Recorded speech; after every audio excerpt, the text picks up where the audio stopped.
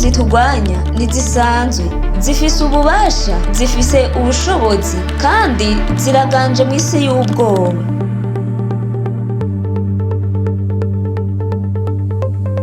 Abo tunigana si ab'inyama n'amaraso, ariko tunigana n'abakuru n'abafise ububasha n'abaganza isi y'umwiza. Ni igiki umuntu yoshobora gukora kugira ngo ashobore kunesha izo mwempu zose zimugwanya biciye mu bandi bantu? Mbega wari uzi yuko habaho impwemu zitugwanya biciye mu bantu? Vyoba bimaze kugushikira aho abagukikuje bagwanya ivyiyumviro vyawe canke imigambi yawe? Woba warigeze kugira iciyumviro gikomeye ubona ko gishobora guhindura ubuzima bwawe, ariko abantu abo wita inshuti bagahita bakugwanya? Bamwe ngo ntavyo woshobora, abandi ngo ntavyo uzogerako, ahandi naho ngo ivyo ntaco bizokumarira. None ivyo vyose vyoba biterwa n'iki aho umuntu yisanga abandi bantu bagenzi we bagenda bamugwanya mu gishingo co kumushigikira? Ni igiki umuntu yoshobora gukora kugira ngo ashobore kunesha izo mwempu zose zimugwanya biciye mu bandi bantu? Nikaze ni muri kino kiganiro aho tugiye kumva inkomoko y'ivyo vyose, twongere tumenye n'ico umuntu yoshobora gukora kugira ngo ashobore guteza imbere ivyiyumviro vyiwe n'imigambi yiwe. Mu buremeke bw'umuntu habamwo ivyiyumviro vy'ubwoko bubiri biganzanya. Hari ivyiyumviro vy'ubwoba vyama vyerekana ukunanirwa, uruhombo, umubabaro nk'ingaruka mbi z'umugambi wategekanya gukora. Ivyiyumviro vy'ubwoba igihe cose vyama vyerekana yuko ibintu bidakunda, bidashoboka. Hari n'ivyiyumviro vyo kwizera, ivyo vyama vyerekana intsinzi n'iterambere bishobora kuza inyuma yo gukora umugambi runaka wategekanije. Ivyo rero nivyo biheza bigatuma abantu tubona ibintu ugutandukanye. Imbere y'ikintu kimwe runaka, umuntu wese ashobora kuvuga uko ashatse bivanye n'uko abona ibintu, bivanye n'ivyiyumviro vy'ubwoba bisanzwe biri muri we canke ivyiyumviro vyo kwizera biganje muri we.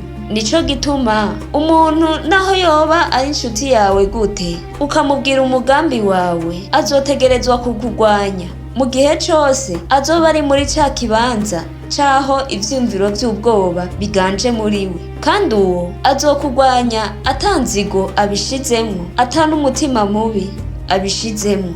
Ariko rero nitwirengagize yuko hari n'uwundi ashobora kukugwanya kubw'ishari, afise ubwoba bw'uko ugiye kumurusha, umuteranya imbere. Uwo yifuza yuko mwokwama ku rugezo rumwe, canke bikunze naho ube musi yiwe.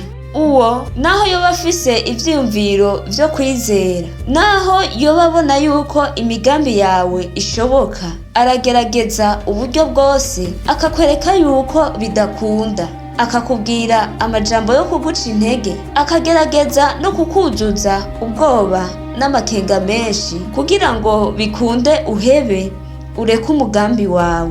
Paulo nawe muri Bibiliya ati, abo tunigana si ab'inyama n'amaraso, ariko tunigana n'abakuru n'abafise ububasha n'abaganza isi y'umwiza.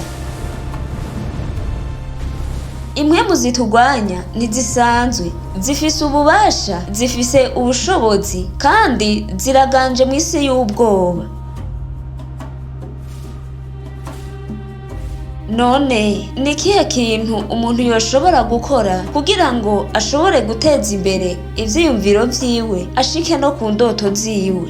Icambere co gukora, menya neza umugambi wawe. Iyo utazi ico ushaka, umuntu wese arashobora kuguhindurira intego yawe. Ariko iyo uzi ico ugomba kuzogerako, amajambo y'abantu ntashobora kuguca intege na gato. Ico gukora kigira kabiri, irinda kuvuga imigambi yawe bikiri mu ntango, kuko hariho ibintu bikwiye kubanza gukura mu gacerere. Si uko ukwiye guhisha ubuzima bwawe, ariko hari igihe ivyo uriko urakora bikenera ubwirinzi bw'amajambo menshi. Hari igihe bikenera yuko wirinda kuza uravuga. hari igihe bigusaba kubanza gutekereza ugakorera mu gacerere. Ubugira gatatu, tega amatwi ariko uhitemwo ico wemera. Uze wumvirize bose ariko uze ugendere ivyo ubona vyokugirira akamaro. Uzohagarare ku ntumbero yawe. Ica kane co gukora kugira ngo ushobore guteza imbere ivyiyumviro vyawe, uraraba ibikorwa, ntuze wumvirize amajambo gusa, kuko hari umuntu ashobora kukubwira ngo nkwipfurije gutera uja imbere, ariko ivyo akabivuga ku munwa gusa, mu mutima wiwe atabirimwo. N'ivyo yogerageza kugukorera ugasanga ni igihushane c'ivyo yavugishije akanwa kiwe, ugasanga sibigutuma utera uja imbere, ahubwo nivyo gutuma usubira inyuma. Nico gituma ukwiye kwama uraba igihe cose ukibaza uti, mbega uyu muntu kuva yinjira mu buzima bwanje aranyubaka canke aransambura?